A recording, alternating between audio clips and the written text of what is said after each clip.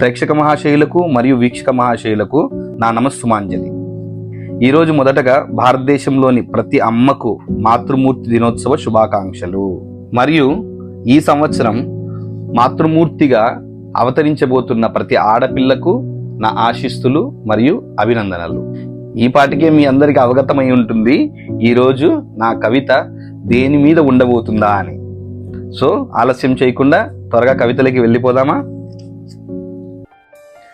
అమ్మ శ్వాసతో తొలి శ్వాస, అమ్మ శ్వాసతో తొలి శ్వాస, అమ్మ గర్భంలో 9 మాసాల సంరక్షణ, అమ్మ పేగు బంధం, అమ్మ మొదటి చూపు, అమ్మ మొదటి పిలుపు, అమ్మను మదించిన పాల రుచి, అమ్మ అన్న మొదటి పలుకు, అమ్మ ఒడిలోనే అక్షరాభ్యాసం, అమ్మని వదిలి మొదటి రోజు పాఠశాలలో కలిగిన చేదు అనుభవం.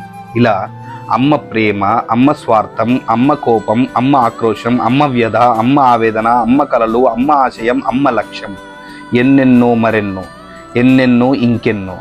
ఇన్ని భావాలు అర్థం కావాలన్నా, అర్థం చేసుకోవాలన్నా ప్రతి ఆడపిల్ల అమ్మతనం పొందాల్సిందే. ప్రతి మనిషి ఒక్కసారైనా అమ్మల జన్మ తీసుకోవలసిందే. అమ్మ స్థానంలో ఉన్న ప్రతి మాతృమూర్తికి నా పాదాభివందనం.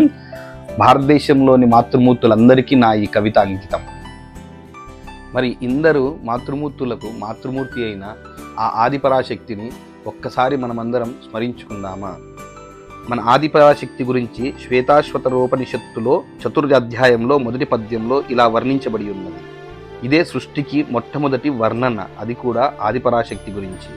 యా ఏకో వర్ణో బహుదా శక్తి యోగాత్ వర్ణనానేకాని హితార్థో దధాతి విచైత చాంతే విశ్వమాదౌ చ దేవ సనౌబుద్ధ్య శుభాయ సంయునక్తు.